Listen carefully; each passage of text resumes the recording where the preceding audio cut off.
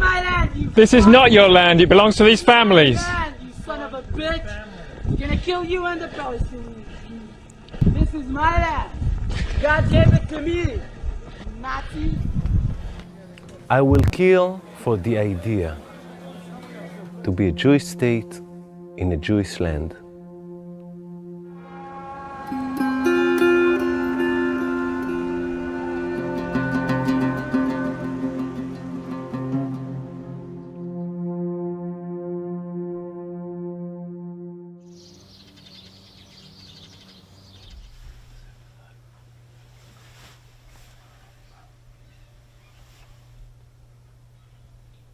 My name is Wajahat Ali, and some people know me as a writer slash commentator slash dude who wears a lot of makeup on television once in a while.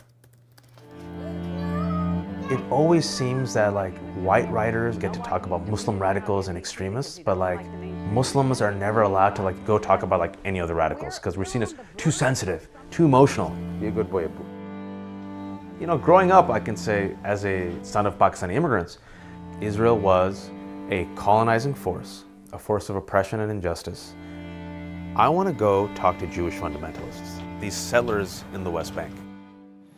If we can get some people to think about Israel and Palestine through new lens, new perspectives, why not?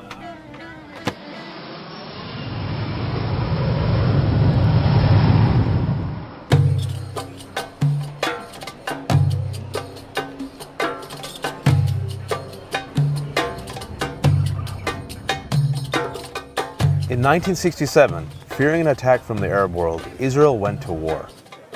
In 6 days, they not only defended their territory, but also expanded it to more than twice its pre-war size, including occupying the West Bank, the area Palestinians hope will be part of their future state. Today, over 400,000 Israeli Jews live in the West Bank in defiance of international law, a Swiss cheese of towns and cities that may make a viable Palestinian state impossible. I want to find out, who are these settlers and why do they choose to live in the most contentious place on earth?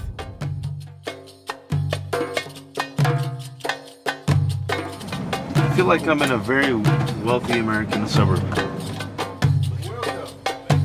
All right, who wants coffee? I will gladly take if you are making, sir. And just let me see, where'd my wife put sugar? To you as a religious Jew, just explain to me, why would someone choose to live in the West Bank? This is the symbol of returned, restored Jewish sovereignty. The land and the dream of the land is what makes us able to exist.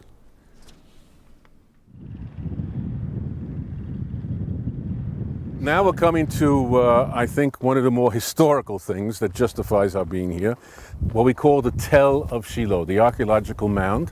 So we're digging out the past, and in digging out the past, we're finding bones, we're finding pottery, we're finding walls, and all building up a picture what was here at Tel Shiloh 3,500 years ago up until the present.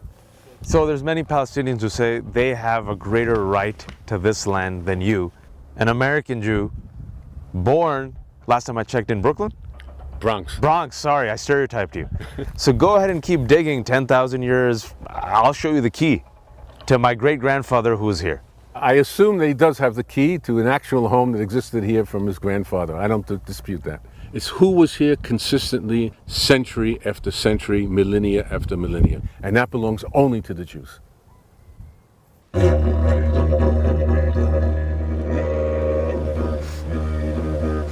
When you think of that like dumpy settlement, right? This is the dumpy settlement. You got like these shack-like things behind me, especially to the left.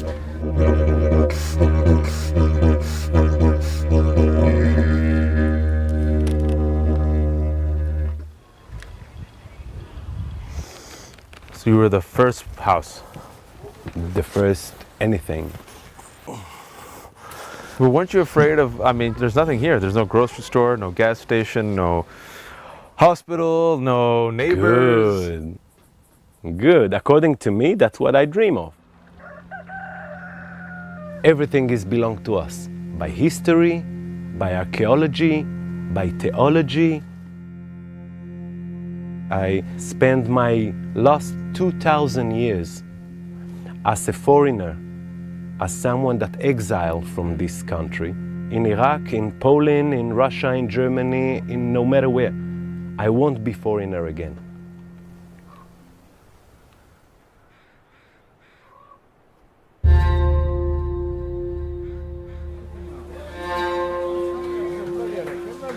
The occupied territories and the settlement project have been the central and most divisive political issues in Israel since literally the moment of the ceasefire in June 1967. A group called Gush Emunim, the Bloc of the Faithful, this kind of premier settler organization, began to work to create large-scale civilian settlement across the occupied territories. The right-wing Likud governments took that foundation and accelerated it greatly, and through a variety of means drew hundreds of thousands of Israelis to live in occupied territory. What we mainly do is we're playing offense. And it's not an offensive campaign against terrorism, it's an offensive campaign against Palestinian independence. There isn't almost any city in the West Bank, Palestinian city, that is not encircled by the settlements 360 degrees. If you're a Palestinian, you want to leave a city, you need to have a permit. When you leave, you have to wait on a checkpoint. Another people, another authority that you don't recognize as your own, control every aspect of your life.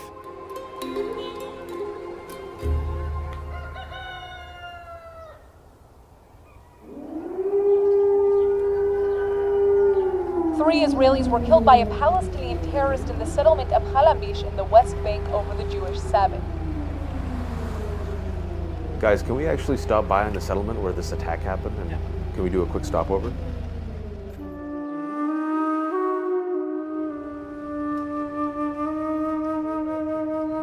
I'm going to meet the sister of the IDF soldier who shot Omar al-Abed, the 19-year-old Palestinian attacker, and she's going to take us literally to the place where he saw them.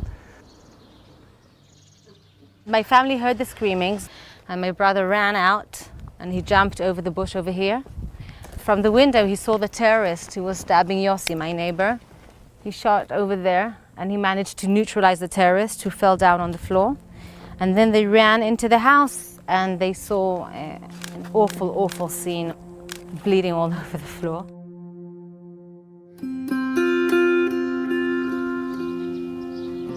It's almost like the settlers are building homes on hot lava. Are they helping create this cycle of dysfunction? I think if anybody is not helping, it's the terrorists who are murdering people in their beds.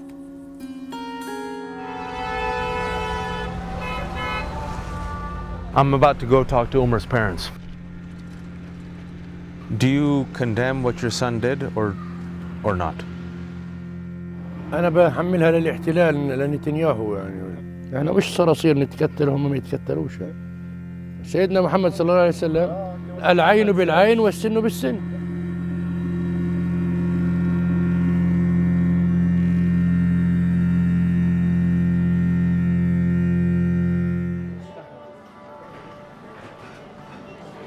So Wajahad, how did it go?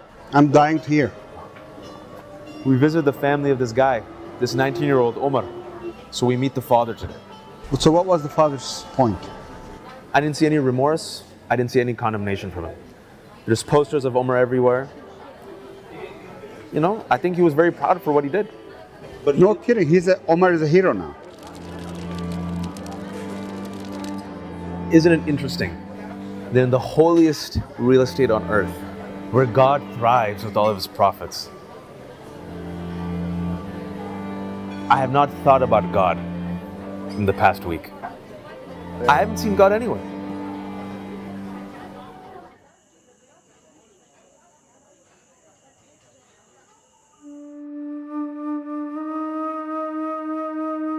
We're about to head into Hebron. This has been described as the heart of darkness of the occupation, of the settlements. It's a city which is literally divided between Muslims and Jews. The settlers here are some of the most hardcore. To avoid further angering the Palestinians, the Israeli government rarely lets them expand their community or build new homes. I'm here to meet Yishai Fletcher and Noam Arnon, two representatives for the Jewish community of Hebron.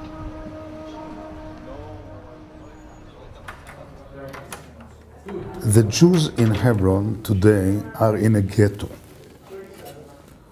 Jews are forced to live in 3% of the town. What my Arab friends say to me is that most of the people, they don't want a Palestinian state or a Palestinian entity, and they want to be under Israeli sovereignty. תגיד לי, אולי אני אבוא אליך עם עיתונאי מאמריקה, אתה רוצה?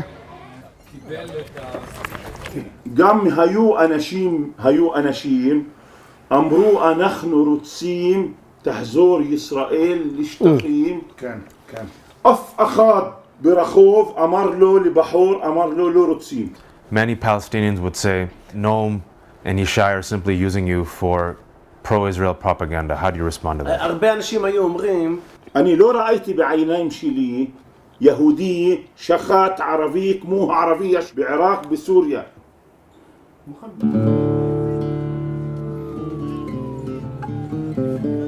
For both of you, is it worth the bloodshed and the conflict? What you perceive as bloodshed and conflict, we see is actually the end of 2,000 years of bloodshed and conflict. Today, in all of the wars of Israel, it's less than 2 days at Auschwitz. Okay, so to us, we actually see a time of great peace. But how do you reconcile that with Palestinian citizens of Israel? Can they be equal to Jews? No, not in my opinion. I don't deny democratic principles. I just say that they have to yield, the yield sign, to Zionist Jewish principles first, and then, of course, cater to democracy. But that's not the first principle, in my opinion. For you? Yeah, my opinion. I'm always talking about your narrative. Right, exactly. We're in the Palestinian side of Hebron. Behind me, you can see the IDF. They're not supposed to be here, but they kind of do what they want. We're now going up to the roof, and we've been warned not to stay there too long or go to the left. هون المستوطنين واليهود هون. It's like 10 feet. بحكي له إنه إذا طلعت هون على السطوح مرات بلاحظ إنه بيبقى في مستوطنين فوق بيلطخوا علينا حجار، بيلطخوا علينا زبايل، مرات أناني خمرة، أشياء كثيرة. إذا طلعت من البيت على طول بيجوا بيقتحموا المستوطنين وبياخذوه. Do you think Jews have a right to live in this land? لا ما لهمش حق. Where will the Israelis go? يرجعوا على أراضيهم يروحوا على بيوتهم. أنا وأولادي وجوزي كنا في فلسطين.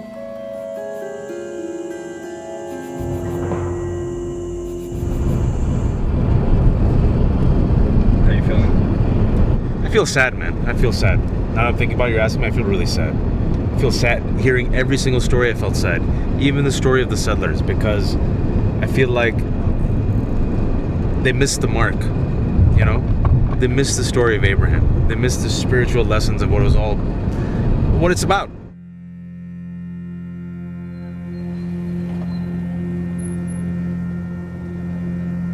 I'm just curious if these two sides can even talk.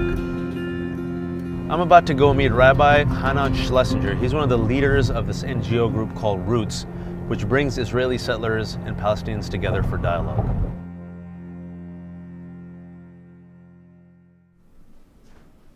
So I came to this land from my story, and it took me 37 years to realize that there's another story.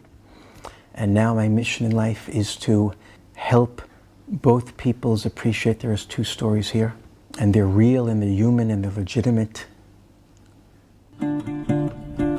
I got an invitation to come to this place to meet Palestinians. I was apprehensive, perhaps even frightened, didn't know what would happen to me. I walked in and one of the Palestinians got up, and then he said a lot of things about the rigors of living under Israeli occupation. That was the first time in my life I heard someone use that word, occupation. It was so different from everything I know, anything I could imagine. So I was confused and I was upset and I was challenged, and I began a process that made me into what I'm becoming today. And suppose a Palestinian was here. They'd say, how can you not have seen me? I was there all along. You're giving yourself a pass. The closer you are, the less you see.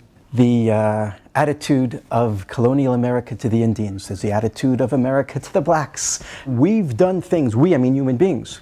20 years later, how could you have done that? Didn't you see? Didn't you see?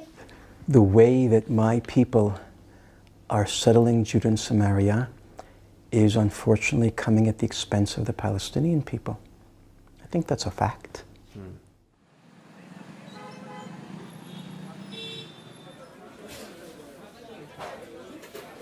For many settlers, the redemption of the land is the only way to make Israel's soul whole and pure again.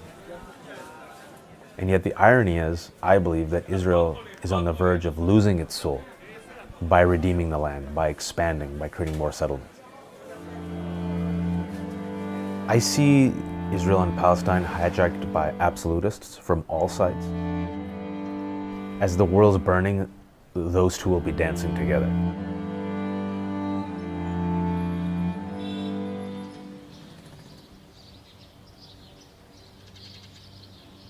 She's almost gonna walk.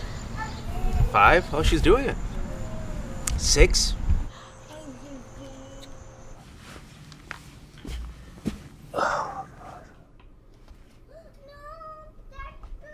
I'm gonna raise them Muslim.